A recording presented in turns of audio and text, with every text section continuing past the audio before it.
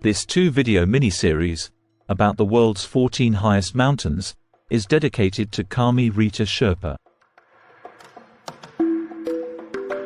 Nepalese Sherpa, Kami Rita, who is a highly renowned mountaineer, and a living legend among mountain guides, reached the summit of Mount Everest for a record 30th time on 22nd of May 2024.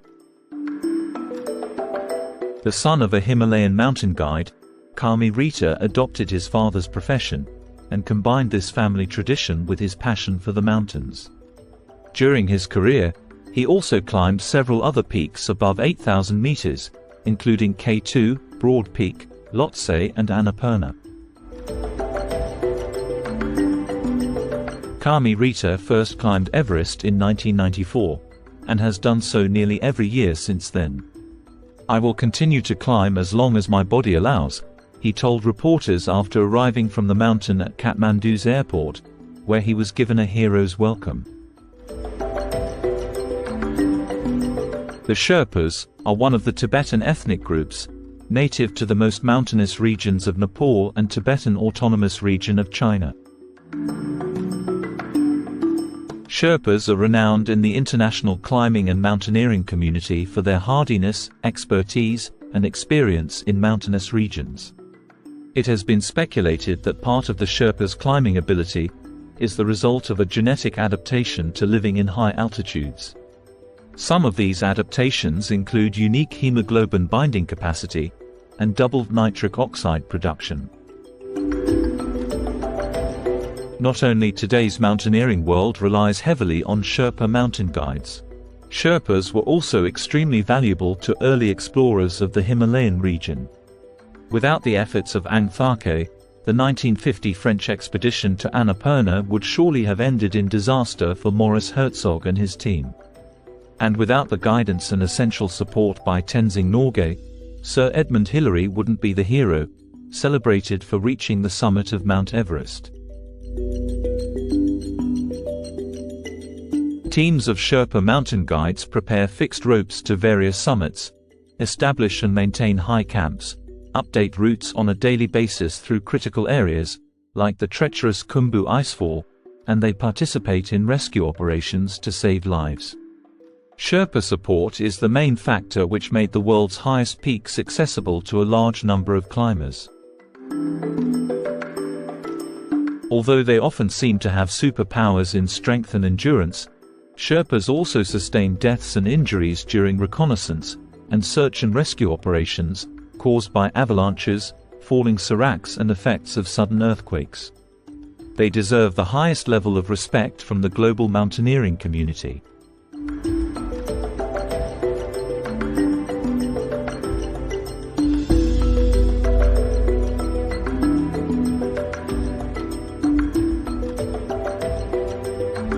In this video, we will continue with our review of Earth's 14 above 8,000-meter mountains. Since we highlighted Shishapangma, Gasherbrum 2, Broad Peak, Gasherbrum 1, and Annapurna in Part 1 of the series, we will now proceed to Nanga Parbat, the world's 9th highest peak.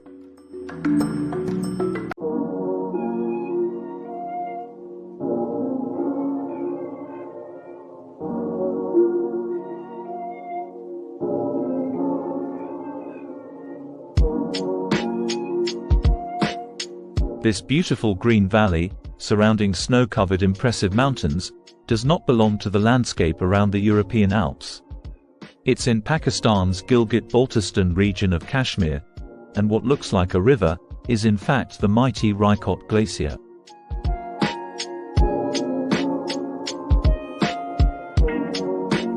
The huge mountain in the center of the scenery is Nanga Parbat. At an elevation of 8,126 meters, or 26,660 feet above sea level, it ranks number 9 among the 14 above 8,000-meter peaks.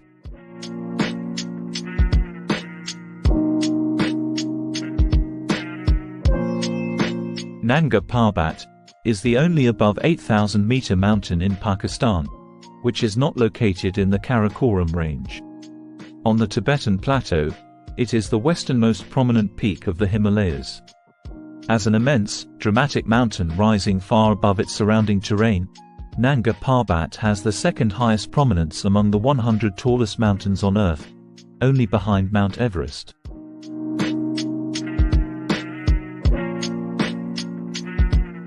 Spending the night in a high camp on Nanga Parbat requires careful planning. And if the climbers are lucky, then they will start the new day by witnessing an avalanche speeding towards them, instead of being swept away during the night while asleep. Avalanches are the #1 reason for the cause of death on the world's 9th highest peak. Nanga Parbat's high death toll is attributed to its steep and challenging terrain, including the infamous Dhaulagiri face. Unstable weather conditions and frequent avalanches have claimed the lives of 64 climbers from an astonishingly low 287 attempt to conquer this formidable peak. Behind K2 and Annapurna, Nanga Parbat is ranked 3rd among the 15 deadliest mountains, and earned the nickname Killer Mountain.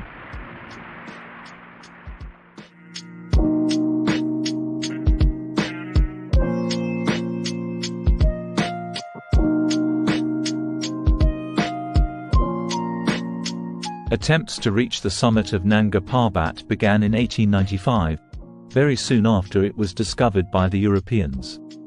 More expeditions followed as a series of unsuccessful but deadly attempts, mostly by German explorers between 1930 and the start of World War II. Nanga Parbat was first climbed via the East Ridge, on July 3, 1953, by Austrian climber Hermann Buhl, who was a member of the German-Austrian Nanga Parbat expedition. By the time of this expedition, 31 people had already died on the mountain during previous attempts. The final push for the summit was dramatic. Buhl continued alone for the final 1,300 meters or 4,300 feet, after his companions had turned back. Under the influence of the drug Pervitin, he reached the summit dangerously late, at 7 p.m., since the climbing was harder and more time-consuming than he had anticipated. His descent was slowed when he lost a crampon. Caught by darkness, he was forced to bivouac standing upright on a narrow ledge, holding a small handhold with one hand. Exhausted, he dozed occasionally, but managed to maintain his balance.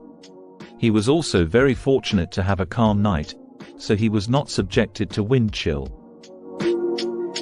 He finally reached his high camp at 8 p.m. the next day, unbelievably 41 hours after setting out.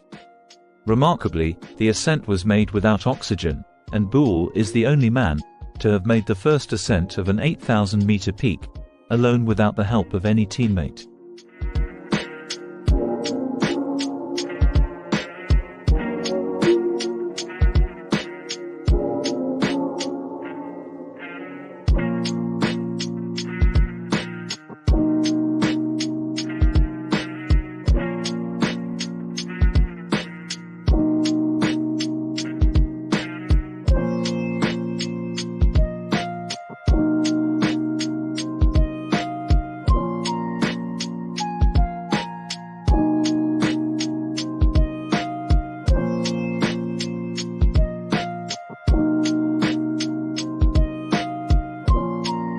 Nanga Parbat boasts 3 gigantic faces: the Raikot East Face, the Daima West Face, and the Rupal South Face, with Herligkoffer Base Camp situated at an elevation of 4,600 meters, or 15,091 feet.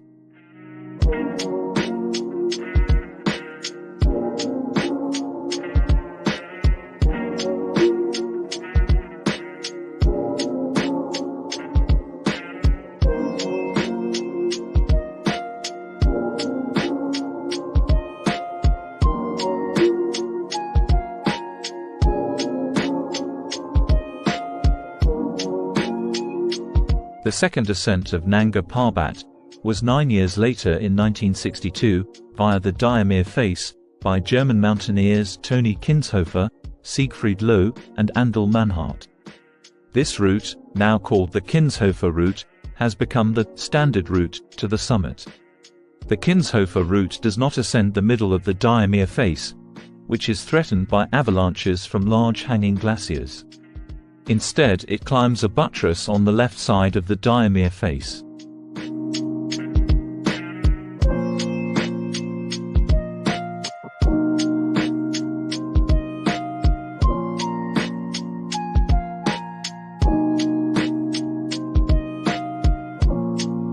In 1970, brothers Günther and Reinhold Messner made the third ascent of Nanga Parbat, and the first ascent of the Rupel face. They were unable to descend by their original route, and instead descended by the Diomede face, making the first traverse of the mountain.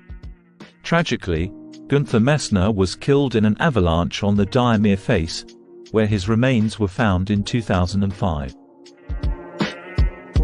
Among many other touching stories written by expeditions, filled with heroism and tragedy, worth mentioning is an incident known as the Nanga Parbat massacre. On June 23, 2013, about 15 extremist militants wearing Gilgit Scouts uniforms shot and killed 10 foreign climbers and 1 Pakistani guide at the base camp.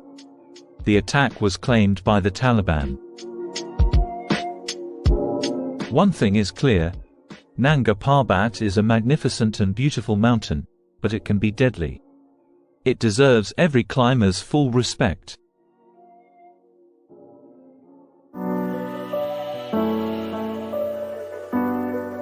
Manaslu means mountain of the spirit, as derived from Sanskrit.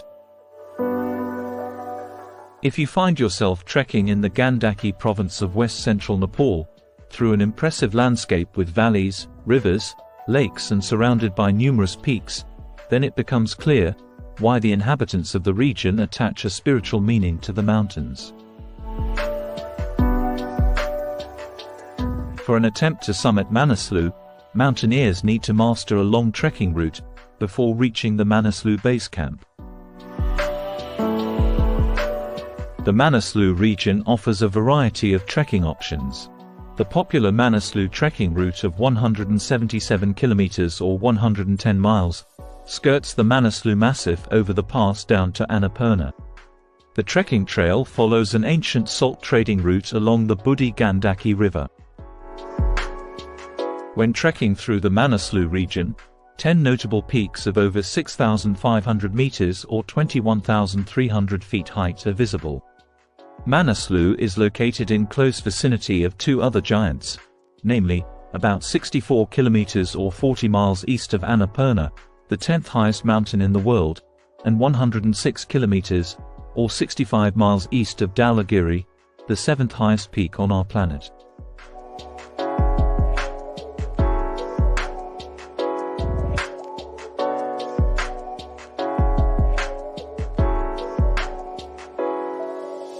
The Manaslu base camp is well established and professionally maintained. It can cover the needs of a high number of climbers, who sometimes need to spend several weeks in the camp during some bad weather periods, before starting with their acclimatization rounds and eventually their attempt to summit the mountain.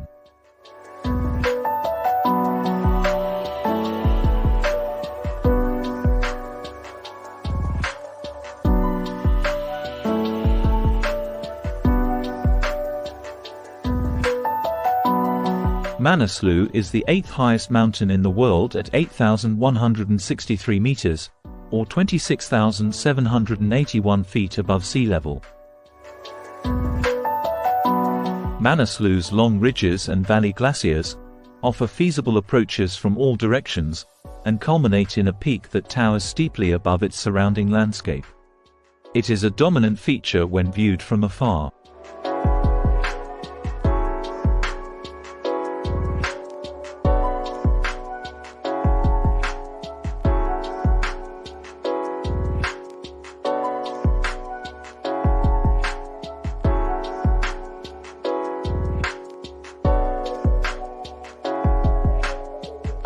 Manaslu was first climbed on May 9, 1956, by Toshio Imanishi and Gyaltsen Norbu Sherpa, members of a Japanese expedition. Since then, Manaslu is considered among the global mountaineering circles as the Japanese mountain.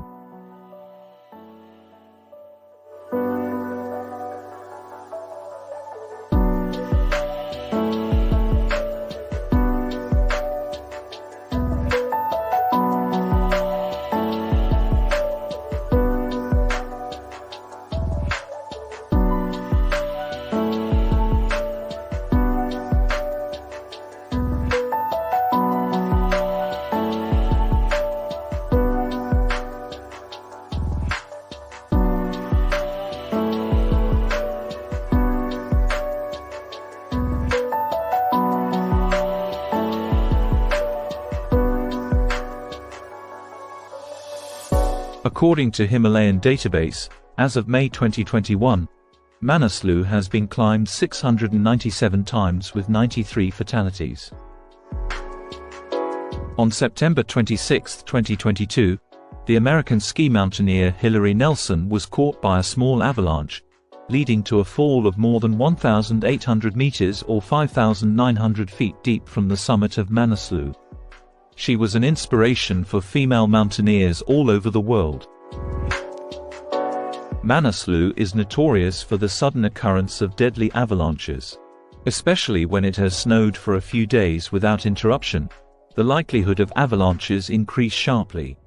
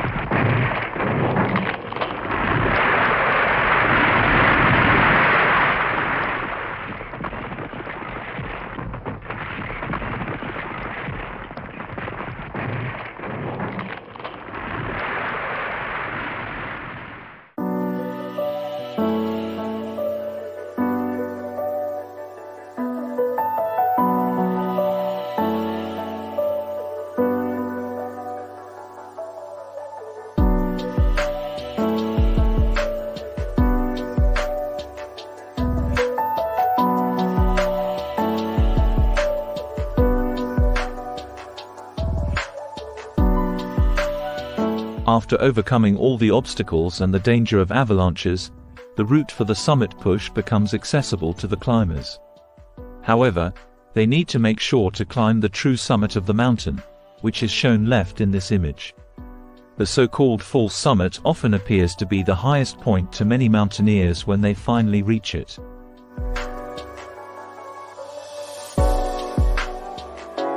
This video clip was of a Japanese climber reaching the summit of Manaslu in 2013, then crouching down on top while his teammate took his summit photo. Except, he didn't reach the actual summit. As you can clearly see in the video, there are two more summits behind him, including the last one, which is the actual true summit of Manaslu.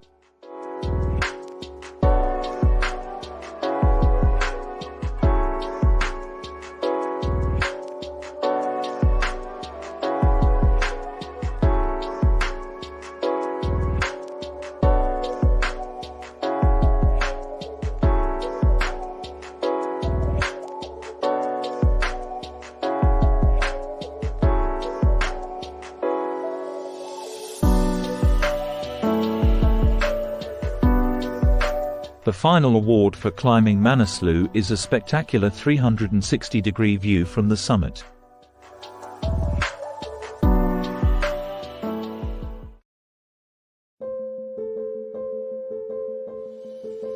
Anyone who stands in the base camp and looks up towards the summit of Dhaulagiri can easily realize that this is a mountain of a mountain, like a real mighty Himalayan mountain should be. Dhaulagiri, located entirely in Nepal, is the seventh highest mountain in the world at 8,167 meters or 26,795 feet above sea level. It is also the highest mountain within the borders of a single country. How about pitching your tent at this spot with a fantastic view? Unlike the overcrowded Everest, this mountain can still provide the feeling of being one with the nature.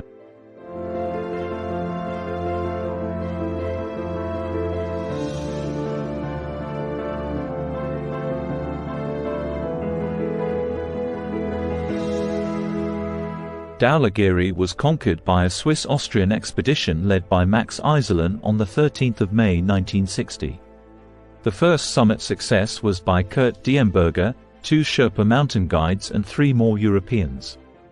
Diemberger is the only living person who has made the first ascents on 2 mountains over 8,000 meters, of Broad Peak in 1957 and of Dhaulagiri in 1960. Dhaulagiri was the penultimate 8,000er to be summited, and the final in Nepal. As its other routes are disproportionately dangerous, most ascents have followed the northeast ridge route of the first ascent, but climbs have been made from most directions.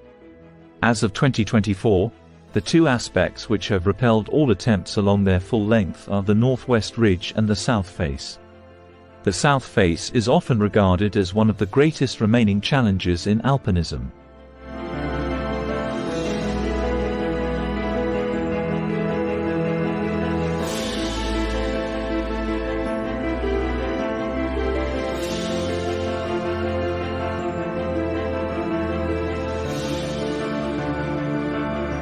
The summit push on the normal route usually starts during the early hours of the day from the high camp, located on a snowfield at 7,100 meters, and follows a steep gully to the summit.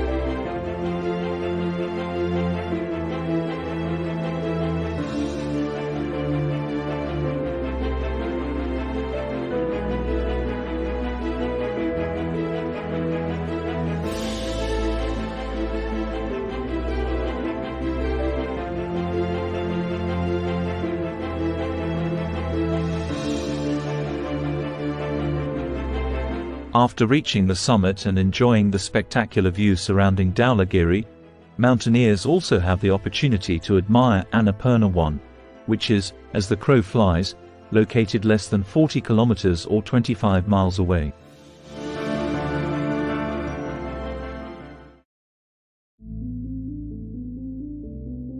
Like every mountain in the Himalaya or Karakoram ranges, all expeditions to Cho Oyu starts with arriving at the base camp. Travel details depend on mountaineers' plans about scaling the mountain from the Nepalese or Tibetan sides. Cho Oyu, or also pronounced as Cho Oyu, means turquoise goddess in Tibetan. After a puja ceremony conducted by a lama in the base camp, to ask the mountain deity for permission and blessing to climb the mountain, expeditions start with their ascent. The mountain is the westernmost major peak of the Khumbu subsection of the Mahalinga Himalaya, located only 20 kilometers west of Mount Everest. Cho Oyu stands on the China-Nepal border, between the Tibet Autonomous Region and Koshi Province of Nepal.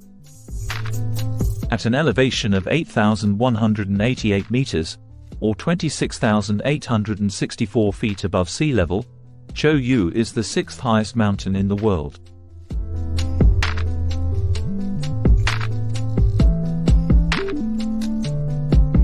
Despite its impressive height, Cho Oyu is considered the easiest 8,000er and has the lowest fatality rate among all 14 peaks. It is the second most climbed above 8,000-meter mountain after Everest. Camp 1 is established in a mound-like place, between 2 small basins. In this typically safe area from avalanches or stone slides, about 15 tents can be pitched.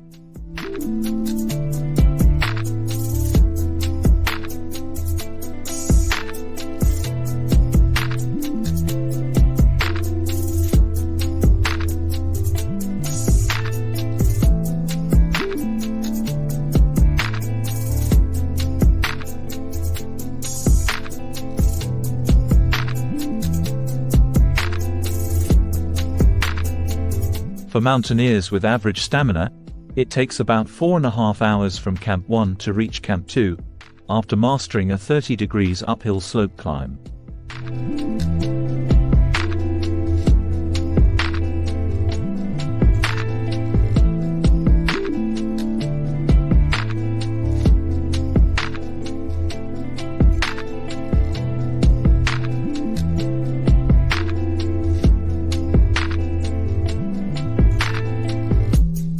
After 2.5 hours ascending a slope wall of 50-degree steepness, climbers reach Camp 3, which is located just below the yellow band.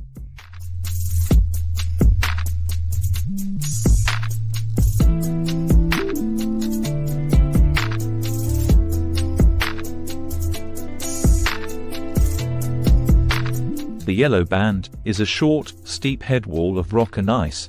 It is the main crux of the route. Above this obstacle, the route continues up the west face to the summit plateau. And finally, a long, gradual climb leads to the summit.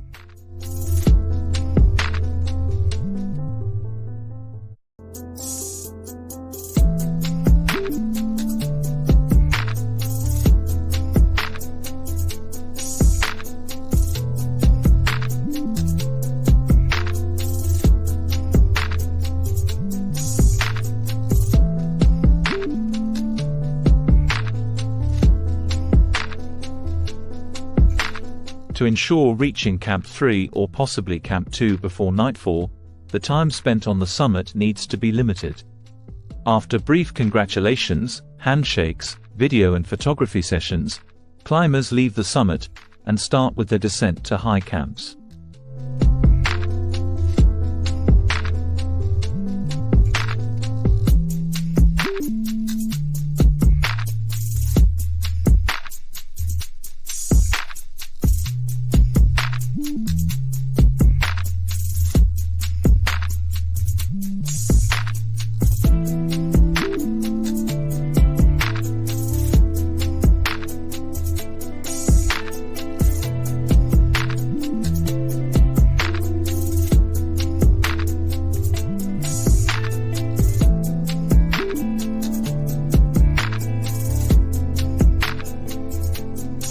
Fixed ropes along the steep ice wall increase the safety of the mountaineers. On the other hand, the fact that both ascending and descending climbers need to rely on the same rope increases the difficulty and the required time to overcome that obstacle.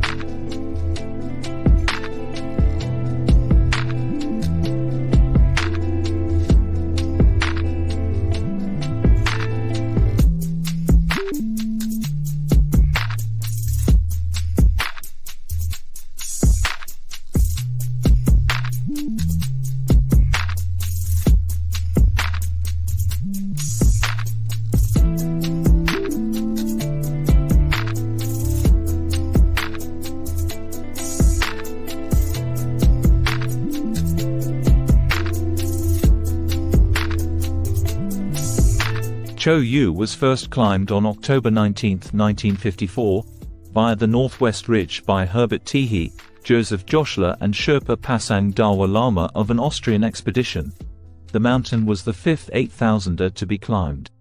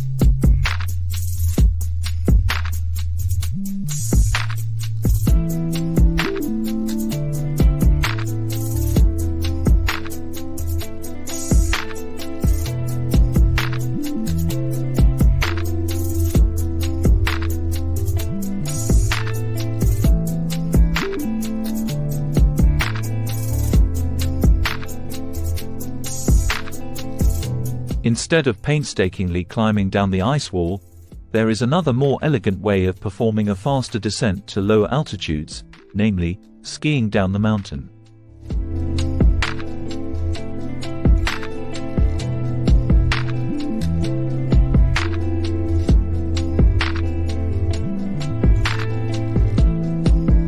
In a nutshell, Cho Oyu is a beautiful and mighty mountain. In terms of climbing an above 8,000-meter peak, it is a low-hanging fruit. Cho Oyu provides climbers with a safe first mountaineering experience, before they attempt to scale more challenging peaks.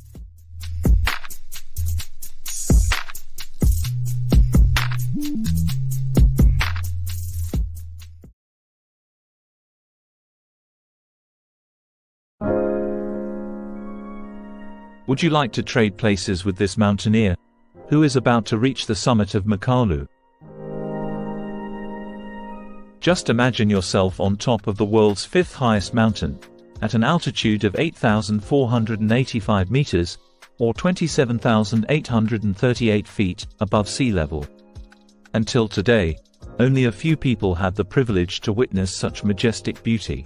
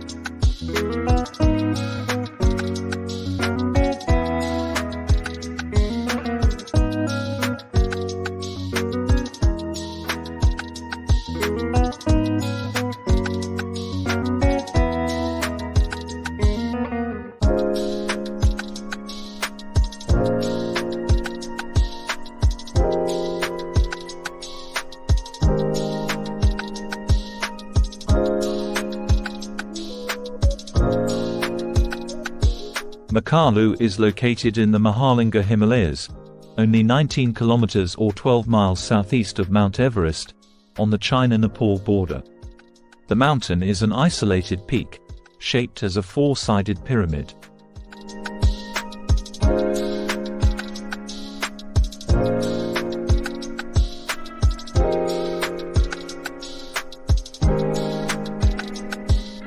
Makalu was first summited on May 15, 1955, by Lionel Terray and Jean Cousy of a French expedition led by Jean Franco. Both Terray and Cousy were also members of the 1950 French expedition to Annapurna under the lead of Maurice Herzog.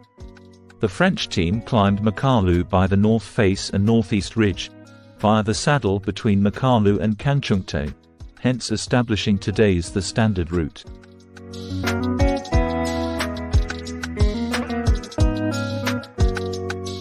Any summit push on Makalu needs to start in the early hours of the day before sunrise, to ensure the safe return of the climbers back to the high camps before nightfall.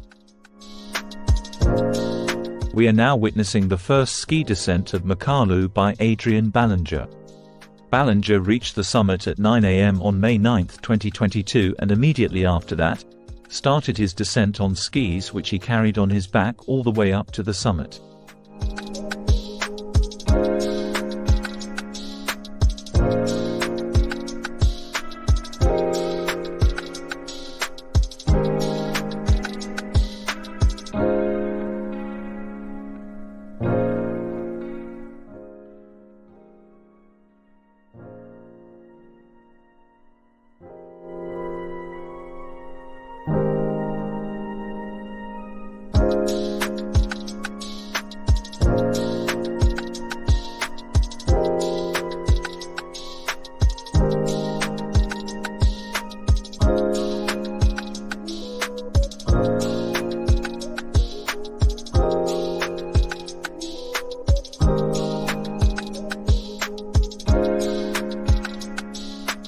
During the first ski descent of Makalu, Ballinger covered a distance of 8,420 vertical feet or 2,570 meters over a time span of 11 hours.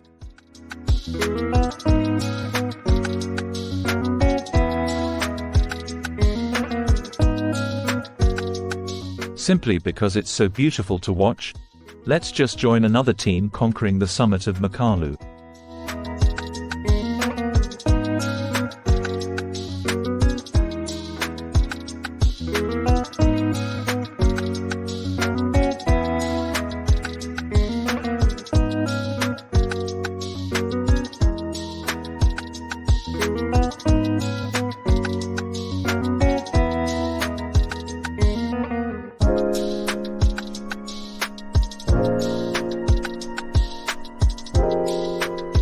The second part of our documentary series, about all 14 above 8,000-meter peaks, ends here. We sincerely hope that you liked the reviews, and got some value from watching them.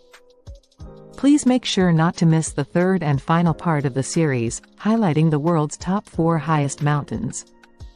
Thank you for watching.